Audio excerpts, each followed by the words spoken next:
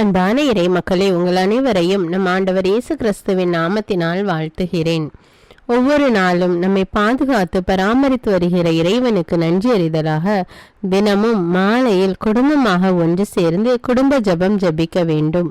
அவ்வாறு குடும்பமாக நாம் ஜெபிக்கும் போது ஆண்டவர் நம்மையும் நம்முடைய குடும்பத்தையும் இன்னும் அதிகமாக ஆசீர்வதிக்கிறார். இதுவரை நீங்கள் குடும்பமாக ஒன்று கூடி ஜெபிக்கவில்லை என்றால் இன்று முதல் குடும்ப ஜெபம் ஜெபித்து இறையாசீர் பெறுங்கள். தந்தை, மகன், தூய ஆவியாரின் பெயராலே ஆமீன். திருச்சிலுவை அடையாளத்தினாலே எங்கள் தீயவர்களிடமிருந்து எங்களை மீட்டருளும். எங்கள் இறைவா, தந்தை, மகன், தூய ஆவியாரின் பெயராலே ஆமீன். இறைவா, எனக்கு உதவியாக வாரும். ஆண்டவரே, எனக்கு உதவி செய்ய விரைந்தருளும். தந்தைக்கும் மகனுக்கும் தூய ஆவிக்கும் மாட்சிமை உண்டாவதாக. தொடக்கத்தில் இருந்தது போல் இப்பொழுதும் எப்பொழுதும் என்றென்றும் இருப்பதாக ஆமேன். திருப்பாடல்கள் 103. நெஞ்சே, நீ ஆண்டவரை வாழ்த்துவாயாக. என் அகத்துள்ளதெல்லாம் அவரது திருப்பெயரை வாழ்த்துவதாக. என் ஆன்மாவே ஆண்டவரை வாழ்த்துவாயாக. என் ஆன்மாவே ஆண்டவரை வாழ்த்துவாயாக. அவர் செய்த நன்மைகளையெல்லாம் மறவாதே. என் ஆன்மாவே ஆண்டவரை வாழ்த்துவாயாக. அவர் உன் பாவங்களையெல்லாம் மன்னிக்கிறார், உன் நோய்களையெல்லாம் குணமாக்குகிறார், உன் உயிரை அழிவினின்று மீட்கிறார், அருளாலும் இரக்கத்தாலும் உன்னை சூழ்கிறார். என் ஆன்மாவே ஆண்டவரை வாழ்த்துவாயாக.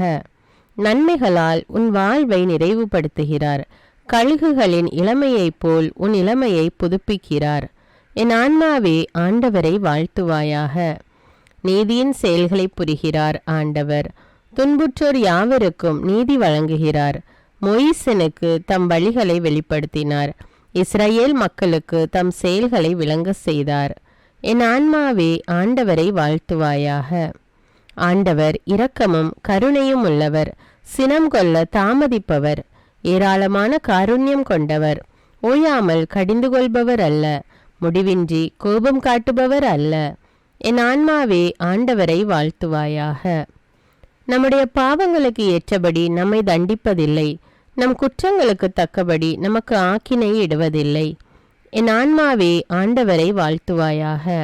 ஏனெனில் வானுலகம் பூ உலகத்திற்கு எவ்வளவு உயர்ந்துள்ளதோ அவ்வளவுக்கு அவர் தமக்கு அஞ்சு நடப்பவர்களுக்கு தயவு காண்பிக்கிறார். மேல் திசைக்கும் கீழ்த்திசைக்கும் எவ்வளவு தூரமோ அவ்வளவு தூரத்திற்கு நம் பாவங்களை நம்மிடமிருந்து அகற்றியுள்ளார். என் ஆன்மாவே ஆண்டவரை வாழ்த்துவாயாக.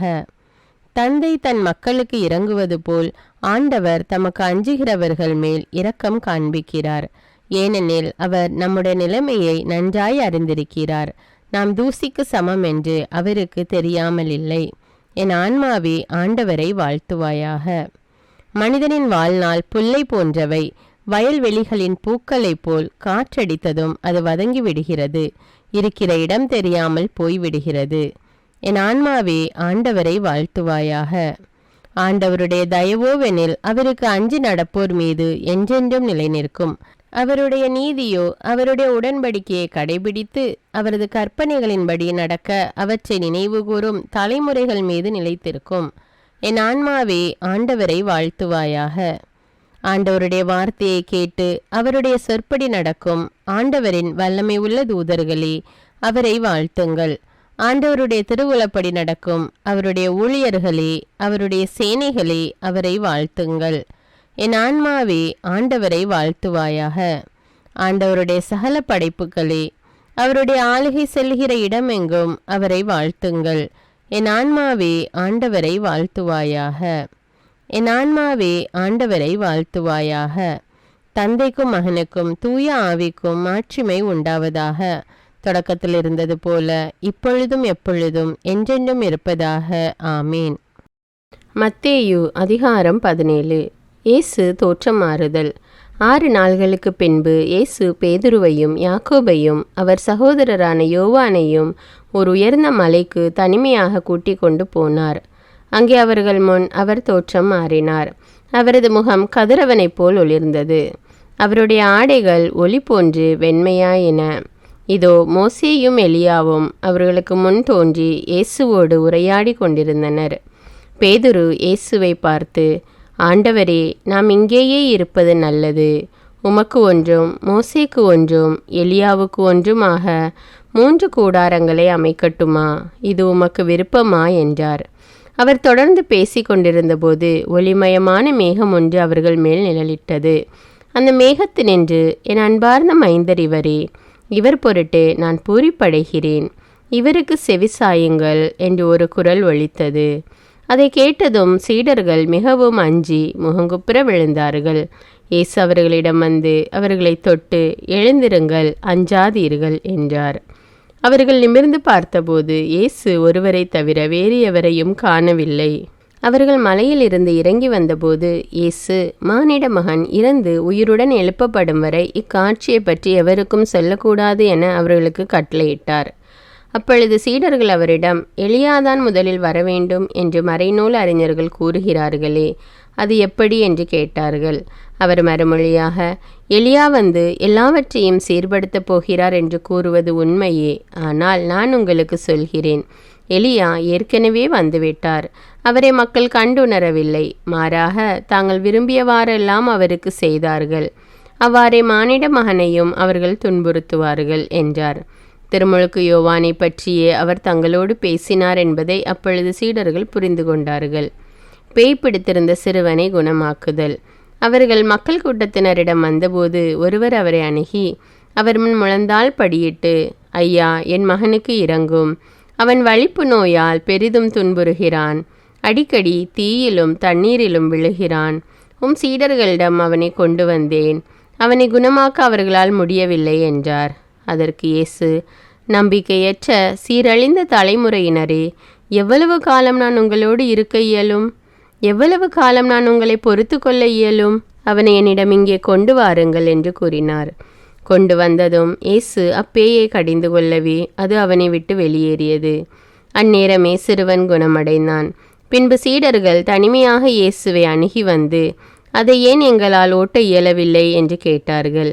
இயேசு அவர்களை பார்த்து, உங்கள் நம்பிக்கை குறைவுதான் காரணம். உங்களுக்கு கடுகளவு நம்பிக்கை இருந்தால் நீங்கள் இம்மலையை பார்த்து இங்கிருந்து பெயர்ந்து அங்கு போய் என கூறினால் அது பெயர்ந்து போகும். உங்களால் முடியாதது ஒன்றும் இராது என நான் உங்களுக்கு சொல்லுகிறேன். இவ்வகை பேய் இறை வேண்டலினாலும் நோன்பினாலும் அன்றி வேறு எதனாலும் வெளியேறாது என்றார். இயேசு தம் சாவை 2ஆம் முறை முன்னறிவித்தல். கலிலேயாவில் சீடர்கள் ஒன்று திரண்டிருக்கும்போது இயேசு அவர்களிடம், மானிட மகன் மக்களின் கையில் ஒப்புவிக்கப்படவிருக்கிறார். அவர்கள் அவரை கொலை செய்வார்கள். ஆனால் அவர் 3ஆம் நாள் உயிருடன் எழுப்பப்படுவார் என்றார். அப்பொழுது அவர்கள் மிகவும் துயரடைந்தார்கள். இயேசு வரி செலுத்துதல். அவர்கள் கப்பர்நகூமுக்கு வந்தபோது கோவில் வரியாக 2 திராக்மா தண்டுவோர் பேதுருவிடம் வந்து, உங்கள் போதகர் 2 திராக்மா வரியை செலுத்துவதில்லையா என்று கேட்டனர். அவர், ஆம், செலுத்துகிறார் என்றார். பின்பு வீட்டிற்குள் வந்து பேதுரு பேச தொடங்குவதற்கு முன்பே இயேசு, சீமோனே, உனக்கு எப்படி தோன்றுகிறது? இவ்வுலக அரசர்கள் சுங்க வரியையோ தலைவரியையோ யாரிடமிருந்து பெறுகின்றார்கள்? தங்களுடைய மக்களிடமிருந்தா மற்றவரிடமிருந்தா என்று கேட்டார். மற்றவர்களிடமிருந்துதான் என்று பேதுரு பதிலளித்தார். இயேசு அவரிடம், அப்படியானால் குடிமக்கள் இதற்கு கட்டுப்பட்டவர் அல்ல. ஆயினும் நாம் அவர்களுக்கு தடையாய் இருக்கக்கூடாது. எனவே நீ போய் கடலில் தூண்டில் போடு.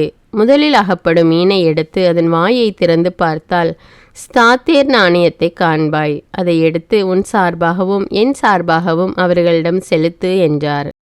பாவங்களுக்காக மனம் வருந்தி மன்னிப்பு கேட்போம். எல்லாம் வல்ல இறைவனிடமும் எப்போதும் கன்னியான பரிசுத்த மரியாவிடமும் அதிதூதரான தூய மிக்கேலிடமும் திருமுழுக்கு யோவானிடமும் திருத்தூதரான தூய பேதுரு பவுலிடமும் தூயவர் எல்லாரிடமும் நான் பாவி என்று ஏற்றுக்கொள்கின்றேன். ஏனெனில் என் சிந்தனையாலும் சொல்லாலும் செயலாலும் பாவங்கள் பல செய்தேன். என் பாவமே, என் பாவமே, என் பெரும்பாவமே. ஆகையால் எப்பொழுதும் கன்னியான தூய மரியாவையும் அதிதூதர் தூய மிக்கேலையும் திருமுழுக்கு யோவானையும் தூயவர் எல்லோரையும் எனக்காக வேண்டிக் கொள்ள மன்றாடுகிறேன். எல்லாம் வல்ல இறைவன் நம்மீது இரக்கம் வைத்து நம்முடைய பாவங்களை மன்னித்து நம்மை நிலையான வாழ்வுக்கு அழைத்து செல்வாராக. ஆமேன். எல்லாம் வல்ல இரக்கமுள்ள ஆண்டவர் நமக்கு பாவ மன்னிப்பும் பொறுத்தலும் விமோச்சனமும் அளிப்பாராக. ஆமேன். குடும்ப மன்றாட்டு.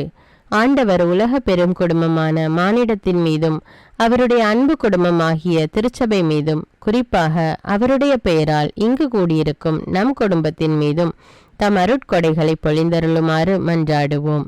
இக்குடும்பத்தில் உறுப்பினர் எல்லோரும் ஒருவருக்கொருவர் அன்பிலும் தேவ அருளிலும் நிலைத்திருக்க வேண்டுமென்று உம்மை மன்றாடுகிறோம். ஆண்டவரே, எங்கள் மன்றாட்டை கேட்டருளும். பகையாலும் விரோதத்தாலும் பிரிந்து வாழும் குடும்பங்களை எல்லாம் உமது திருக்குடும்பத்தின் ஒற்றுமைக்கும் அன்பு வாழ்வுக்கும் அழைத்து கூட்டி சேர்க்க வேண்டும் என்று உம்மை மன்றாடுகிறோம். ஆண்டவரே, எங்கள் மன்றாட்டை கேட்டருளும். இக்குடும்பத்தின் மக்கள் எல்லாம் உமக்கும் மனிதருக்கும் உகந்தவர்களாகி ஞானத்திலும் வயதிலும் அருளிலும் வளர்ந்தோங்க வேண்டும் என்று உம்மை மன்றாடுகிறோம். ஆண்டவரே, எங்கள் மன்றாட்டை கேட்டருளும்.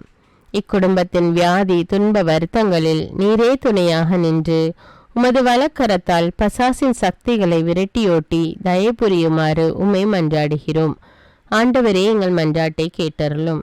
தரித்திரம், வியாதி, சாவு, கவலை இவற்றால் துன்புறும் குடும்பங்கள் எல்லாம் உமது அளவற்ற அன்பிலும் பராமரிப்பிலும் நம்பிக்கை கொள்ளுமாறு உதவி புரிய உம்மை மன்றாடுகிறோம்.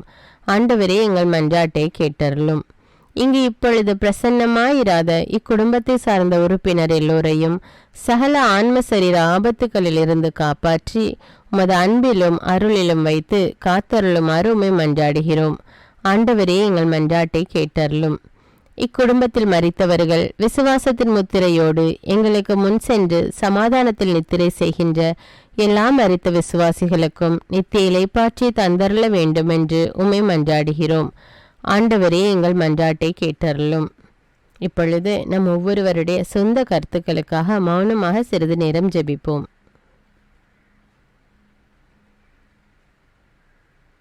எல்லாம் வல்ல சர்வேஸ்வரா, உமது திருமகன் இயேசு கிறிஸ்து மரியாளுக்கும் சூசையப்பருக்கும் பணிந்து குடும்ப வாழ்வை சொல்லறிய புண்ணியங்களால் அர்ச்சிக்க வேண்டும் என்று திருவுளமானீர். அவருடைய பெயரால் இங்கு கூடியிருக்கும் இக்குடும்பத்தை கண்ணோக்கி பாரும். அத்திரு குடும்பத்தின் முன் மாதிரிகையை இக்குடும்பமும் கண்டு பாவித்து இறுதியில் திரு ஏக சர்வேஸ்வரனாய் வாழும் உமது நித்திய குடும்பத்திற்கு வந்து சேர அருள் புரியும். உம்மோடும் பரிசுத்த ஆவின் ஐக்கியத்தில் சர்வேஸ்வரனாய் என்றென்னும் வாழ்ந்து ஆட்சி செய்கின்ற எங்கள் ஆண்டவரும் உம்முடைய சுதனுமாகிய அதே இயேசு கிறிஸ்துவின் வழியாக உம்மை மன்றாடுகிறோம். ஆமீன். இயேசு வாழ்ந்து இறந்தார் என்பது நற்செய்தி அல்ல. அவர் இறந்து உயிர் தெழுந்து இன்றும் வாழ்கிறார் என்பதே நற்செய்தி. ஆண்டவர் நம்மோடு வாழ்ந்து கொண்டிருக்கும் போது நாம் ஏன் கவலைப்பட வேண்டும்? நம்முடைய மன்றாட்டுக்கள் விண்ணப்பங்கள் அனைத்தையும் நன்றியோடு நம் ஆண்டவருடைய சமூகத்தில் இப்பொழுது எடுத்து வைப்போமா? பரலோகத்தில் இருக்கின்ற எங்கள் பிதாவே, விண்ணையும் மண்ணையும் படைத்தவரே, இக்காலத்துக்கும் அரசராயிருக்கின்ற ஒரே கடவுளே, மிகுந்த இரக்கமுடைய இறைவா, படைகளின் ஆண்டவரே, எங்கள் பாவங்களை மன்னிக்கும் தெய்வமே, எங்களுக்கு சமாதானத்தை அருள்பவரே, வெற்றியை கொடுக்கும் தேவனே, எங்களை குணமாக்கும் தந்தையே, எங்களை காண்கிறவரே, வழி நடத்துபவரே, ஆறுதலின் தெய்வமே, தம் ஒரே மகன் மீது நம்பிக்கை கொள்ளும் எவரும் அழியாமல் நிலை வாழ்வு பெறும் பொருட்டு அந்த மகனையே அளிக்கும் அளவுக்கு உலகின் மேல் அன்பு கூர்ந்தவரே, தம்மை நோக்கி மன்றாடும் யாவருக்கும் உண்மையாய் தம்மை நோக்கி மன்றாடும் யாவருக்கும் அருகில் இருக்கும் ஆண்டவரே, உம்மை ஆராதிக்கிறோம், உம்மை போற்றுகிறோம், உம்மை துதிக்கிறோம், உமக்கு நன்றி செலுத்துகிறோம். ஆண்டவராகிய இயேசுவே, எங்கள் மெசியாவே, எங்கள் நல்லாயனே, உலகின் ஒளியானவரே, எங்கள் மீட்பரே, வாழ்வும் வழியும் உண்மையுமானவரே, பரலோகத்திலிருந்து இறங்கி வந்த இயேசுவே, பாவியை தேடி வந்த இயேசுவே, நோயுற்றோரை குணப்படுத்தும் இயேசுவே, உலகின் பாவங்களை போக்கும் செம்மறியே, உம்மை அன்பு செய்கிறோம், ஆராதிக்கிறோம். எங்கள் மீட்பரே, எங்களுடைய பாவங்களுக்காக நீர் சிலுவையில் மரித்து மரணத்தினின்று உயிர் தெழுந்து இப்பொழுது பிதாவின் வலப்பக்கத்தில் எங்களுக்காக பரிந்து பேசி கொண்டு இருக்கிறீர். உம்மை எங்கள் மீட்பராக ஏற்றுக்கொண்டு உமது பாதத்தில் விழுந்து உமக்கு எங்களை ஒப்பு கொடுக்கிறோம். உமது திரு இரத்தத்தால் கழுவி எங்களை நீதிமான்களாய் மாற்றும் ஆண்டவரே, நாங்கள் செய்த எல்லா பாவங்களையும், குறிப்பாக எங்களுக்கு சாபத்தை கொண்டு வந்த பாவங்களுக்காகவும் மனம் வருந்துகிறோம். எங்களை மன்னியும் தெய்வமே. எங்கள் முன்னோர்களின் பாவங்களினால் ஏற்பட்ட சாபங்களையும் நீர் சிலுவையில் சுமந்து தீர்த்தீர் என்று விசுவசிக்கிறோம். பாவங்களையும் சாபங்களையும் நீக்கி எங்களுக்கு விடுதலையை தாரும். எங்கள் மீட்பரே, உமக்குள் நாங்கள் மன்னிப்பை பெற்றது போலவே எங்களுக்கு தீமை செய்தவர்கள், எங்களை தவறான பாதையில் நடத்தியவர்கள் அனைவரையும் உமது சித்தத்தின்படியே மன்னிக்கிறோம். எங்களை ஆசீர்வதியும். தூய ஆவியானவரே, மாட்சிமிக்க ஆவியானவரே, வாழ்வு தரும் ஆவியானவரே, வல்லமையின் ஆவியானவரே, எங்கள் தேற்றரவாளரே, திடம் தருபவரே, மகிழ்ச்சியின் ஆவியானவரே, விண்ணப்பிக்கும் ஆவியானவரே, நோய் நீக்கும் ஆவியானவரே, பாவத்தை உணர்த்தும் ஆவியானவரே, புது இதயம் அருள்பவரே, புது வாழ்வு அருள்பவரே, இறுதி நாளில் மாந்தர் யாவர் மேலும் ஊற்றப்படும் ஆவியானவரே, சத்தியத்திற்குள் எங்களை வழிநடத்துபவரே, எங்களை உயிர்ப்பிக்கும் ஆவியானவரே, கொடைகளை அருள்பவரே, பாவத்தையும் சாபத்தையும் நீக்குபவரே, உம்மை ஆராதிக்கிறோம், அன்பு கூறுகிறோம், நன்றி செலுத்துகிறோம். எங்களை ஆசீர்வதியும். மூவரு தெய்வமே, எங்களுடைய ஆவி, ஆன்மா, உடலை உமக்கு ஒப்பு கொடுக்கிறோம். எங்கள் ஆண்டவராம் இயேசுவின் வருகையில் நாங்கள் குற்றமற்றவர்களாய் காணப்பட, நீதிமான்களாய் நிற்க உம்முடைய அருளை வேண்டுகிறோம். தூய்மையின்றி எவரும் கடவுளை காண முடியாது என்ற உண்மையை நாங்கள் அறிந்திருப்பதால் தூய்மை எங்கள் சிந்தனைகளை ஆட்கொள்ள வேண்டுமாய் உம்மிடம் தாழ்ந்து பணிந்து மன்றாடுகிறோம். நீங்கள் இயேசுவை ஏற்றுக்கொண்டபடியே அவருக்குள் வேறு கொண்டவர்களாகவும் அவர் மேல் கட்டப்பட்டவர்களாகவும் அவருக்குள் நடந்து கொள்ளுங்கள் என்ற மறை உண்மை எங்கள் வாழ்வின் அனுபவமாக உம்மிடம் ஜெபிக்கிறோம். நாங்கள் இயேசுவாக வளர்வதற்கு எங்கள் இதயத்தில் விருப்பத்தை உருவாக்குமாறு மன்றாடுகிறோம். உங்கள் பகைவர்களிடம் அன்பு கூறுங்கள். உங்களை சபிக்கிறவர்களை ஆசீர்வதியுங்கள். உங்களை பகைக்கிறவர்களுக்கு நன்மை செய்யுங்கள். உங்களை துன்புறுத்துவோருக்காக இறைவனிடம் வேண்டுங்கள் என்ற உமது திரு வசனங்களின்படி நாங்கள் வாழ்வதே உமது திருவுலமாகையால் உமக்கு கீழ்ப்படிந்து வாழும் அருளை எங்களுக்கு தாரும் சுவாமி. தீமையை நன்மையால் வெல்லுங்கள் என்ற இறை வார்த்தையின்படியே தீமைக்கு பதில் நன்மை செய்யும் திவ்ய சுபாவத்தை எங்களுக்கு தாரும். என் பொருட்டு மக்கள் உங்களை இகழ்ந்து துன்புறுத்தி உங்களை பற்றி இல்லாதவை பொல்லாதவை எல்லாம் சொல்லும்போது நீங்கள் பேறு பெற்றவர்களே, மகிழ்ந்து பேறு வகை கொள்ளுங்கள். ஏனெனில் விண்ணுலகில் உங்களுக்கு கிடைக்கும் கைமாறு மிகுதியாகும் என்ற உமது போதனையின்படியே எங்களுடைய இறை வாழ்வில் மற்றவர்கள் எங்களை புறக்கணிக்கும் போதும் நிந்தைக்குள்ளாக்கும் போதும் தீயதை பேசும்போதும் நாங்கள் அமைதி காத்து உமது பாடுகளை தியானித்து மிக சிறிய பாடுகளும் எங்களை இயேசுவை போல மாற இயேசுவுக்கு சாட்சி பகர உதவும் என்றுணர்ந்து அதுபோன்ற சூழ்நிலைகளில் உமக்கு நன்றி கூறுவதே உயர்வானது என்று நாங்கள் உணர செய்தருளும். இயேசுவே, கடவுள் வடிவில் விளங்கிய நீர் உம்மையே வெறுமையாக்கி அடிமையின் வடிவை ஏற்று மனிதருக்கு ஒப்பானீர். மனித உருவில் தோன்றி சாவை ஏற்கும் அளவுக்கு அதுவும் சிலுவை சாவையே ஏற்கும் அளவுக்கு கீழ்ப்படிந்து உம்மையே தாழ்த்தி கொண்டீர். உன்னதங்களில் வாழும் நீர் எங்களுடைய மீட்புக்காக உம்மையே தாழ்த்தி பூவுலகத்திற்கு வந்ததை நாங்கள் உணர செய்தருளும்.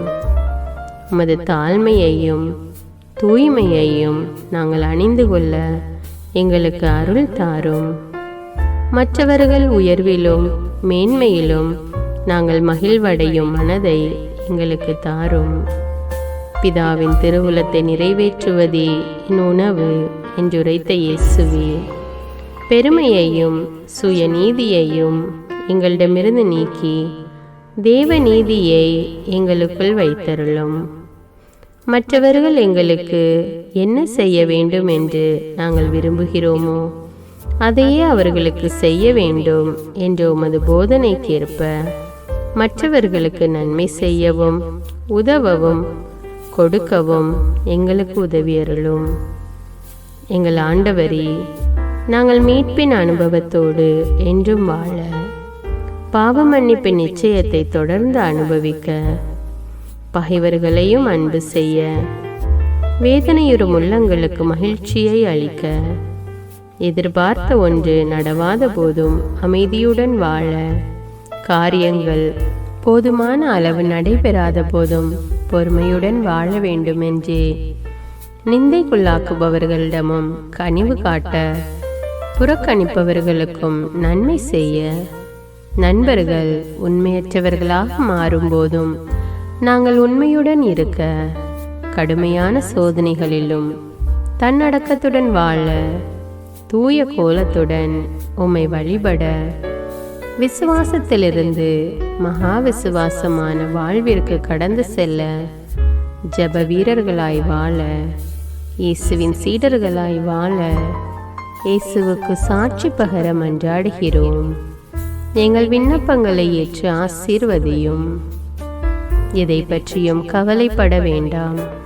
ஆனால் நன்றியோடு கூடிய இறைவேண்டல், மன்றாட்டு ஆகிய அனைத்தின் வழியாகவும் கடவுளிடம் உங்கள் விண்ணப்பங்களை தெரிவியுங்கள். அப்பொழுது அறிவெல்லாம் கடந்த இறை அமைதி கிறிஸ்து இயேசுவோடு இணைந்துள்ள உங்கள் உள்ளத்தையும் மனத்தையும் பாதுகாக்கும் என்ற உமது கட்டளையின்படியே எங்கள் விண்ணப்பங்களை உமது பாதத்தில் சமர்ப்பிக்கிறோம். குறிப்பாக இப்பொழுது உங்களுடைய விண்ணப்பங்கள் என்னவென்று மௌனமாக கூறுங்கள். சர்வ வல்லவரே, விண்ணப்பத்தை கேட்பவரே, இரக்கங்களின் கடவுளே, ஆசீர்வதிக்கிறவரே, அற்புதங்களையும் அதிசயங்களையும் செய்பவரே, உமது திருவுளத்தின்படியே எங்களை ஆசீர்வதியும். உம்மை நாங்கள் காண்பதற்கு எங்கள் கண்களை தூய்மையாக்கும். உமது குரலை நாங்கள் கேட்பதற்கு எங்கள் செவிகளை திறந்தருளும். எங்களுக்கு ஆறுதலையும் தேறுதலையும் சமாதானத்தையும் தந்து ஆசீர்வதியும். உமக்கு நன்றி செலுத்துகிறோம். கோடானு கோடி நன்றி செலுத்துகிறோம். துதி, கன, மகிமை, மாட்சிமை யாவற்றையும் உமக்கே செலுத்துகிறோம். எங்கள் ஆண்டவராம் இயேசுவின் இனிய நாமத்தில் ஜெபிக்கிறோம் எங்கள் நல்ல பிதாவே, ஆமீன். இந்த வீடியோ உங்களுக்கு பயனுள்ளதாக இருந்தா என்பதை எனக்கு கமெண்ட்ஸில் தெரியப்படுத்துங்கள். மேலும் இந்த வீடியோவை பிறரோடு ஷேர் செய்து கொள்ளுங்கள். நன்றி.